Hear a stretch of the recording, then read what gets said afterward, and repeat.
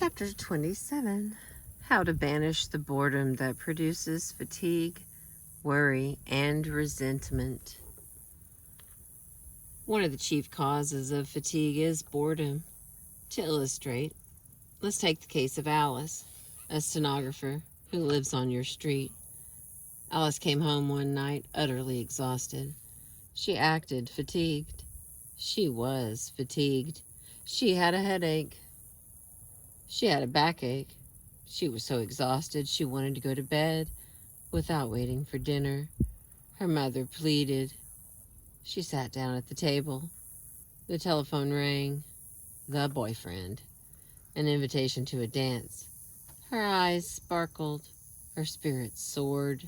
She rushed upstairs, put on her Alice blue gown, and danced until 3 o'clock in the morning. And when she finally did get home, she was not the slightest bit exhausted. She was, in fact, so exhilarated she couldn't fall asleep. Was Alice really and honestly tired 8 hours earlier when she looked and acted exhausted? Sure she was. She was exhausted because she was bored with her work, perhaps bored with life. There are millions of Alices. You may be one of them. It is a well-known fact that your emotional attitude usually has far more to do with producing fatigue than has physical exertion. A few years ago, Joseph E. Barmack, Ph.D., published in the Archives of Psychology a report of some of his experiments showing how boredom produces fatigue. Dr. Barmack put a group of students through a series of tests in which he knew they could have little interest. The result? The students felt tired and sleepy, complained of headaches and eye strain, felt irritable. In some cases, even their stomachs were upset. Was it all imagination? No. Metabolism tests were taken of these students. These tests showed that the blood pressure of the body and the consumption of oxygen actually decrease when a person is bored, and that the whole metabolism picks up immediately as soon as he begins to feel interest and pleasure in his work. We rarely get tired when we are doing something interesting and exciting. For example, I recently took a vacation to the Canadian Rockies, up around Lake Louise. I spent several days trout fishing along Corral Creek, fighting my way through brush higher than my head, stumbling over logs, struggling through fallen timber. Yet after 8 hours of this, I was not exhausted. Why? Because I was excited, exhilarated. I had a sense of high achievement. 6 cutthroat trout. But suppose I had been bored by fishing, then how do you think I would have felt? I would have been worn out by such strenuous work at an altitude of 7,000 feet. Even in such exhausting activities as mountain climbing, boredom may tire you far more than the strenuous work involved. For example, Mr. S.H. Kingman, president of the Farmers and Mechanics Savings Bank of Minneapolis, told me of an incident that is a perfect illustration of that statement. In July 1943, the Canadian government asked the Canadian Alpine Club to furnish guides to train the members of the Prince of Wales Rangers in mountain climbing. Mr. Kingman was one of the guides chosen to train these soldiers. He told me how he and the other guides, men ranging from 42 to 59 years of age, took these young army men on long hikes across glaciers and snowfields and up a sheer cliff of 40 feet where they had to climb with ropes and tiny footholds and precarious handholds. They climbed Michael's Peak, the Vice President Peak, and other unnamed peaks in the Little Yoho Valley in the Canadian Rockies. After 15 hours of mountain climbing, these young men who were in the pink of condition They had just finished a 6-week course in tough commando training, were utterly exhausted. Was their fatigue caused by using muscles that had not been hardened by commando training? Any man who had ever been through commando training would hoot at such a ridiculous question. Now, they were utterly exhausted. No, they were utterly exhausted because they were bored by mountain climbing. They were so tired that many of them fell asleep without waiting to eat. But the guides, men who were too exhausted, but the guides, men who were 2 and 3 times as old as the soldiers, were they tired? Yes, but not exhausted. The guides ate dinner and stayed up for hours, talking about the day's experiences. They were not exhausted because they were interested. When Dr. Edward Thorndike of Columbia was conducting experiments in fatigue, he kept young men awake for almost a week by keeping them constantly interested. After much investigation, Dr. Thorndike is reported to have said, "Boredom is the only real cause of diminution of work." Something seems wrong with that word.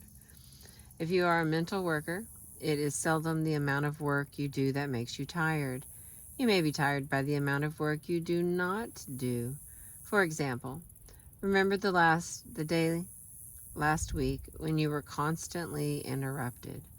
No letters answered, appointments broken, trouble here and there. Everything went wrong that day. You accomplished nothing whatever. Yet you went home exhausted and with a splitting headache. The next day everything clicked at the office. You accomplished 40 times more than you did the previous day. Yet you went home fresh as a snowy white gardenia. You have had that experience. So have I. The lessons to be learned? Just this. Our fatigue is often caused not by work, but by worry, frustration, and resentment. While writing this chapter, I went to see a revival of Jerome Kern's delightful musical comedy, Showboat. Captain Andy, captain of the Cotton Blossom, says in one of his philosophical interludes, "The lucky folks are the ones that get to do the things they enjoy doing. Such folk are lucky because they have more energy, more happiness, less worry, and less fatigue. Where your interests are, there is your energy also. Walking 10 blocks with a nagging wife can be more fatiguing than walking 10 miles with an adoring sweetheart. And so what? What can you do about it? Well, here is what one stenographer did about it. A stenographer working for an oil company in Tulsa, Oklahoma. For several days each month, she had one of the dullest jobs imaginable, filling out printed forms for oil leases, inserting figures and statistics. This task was so boring that she resolved in self-defense to make it interesting. How? She had a daily contest with herself. She counted the number of forms she filled out each morning, and then tried to excel that record in the afternoon.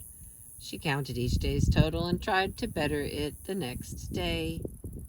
Result? She was soon able to fill out more of these dull printed forms than any other stenographer in her division. And what did all this get her? Praise? No. Thanks? No. Promotion? No. Increased in pay? No. But it did help to prevent the fatigue that is spawned by boredom. I did give her a mental stimulant because she had done her best to make it. I'm so sorry. Let me be clear on that.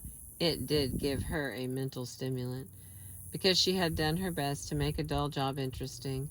She had more energy, more zest, and got far more happiness out of her leisure hours.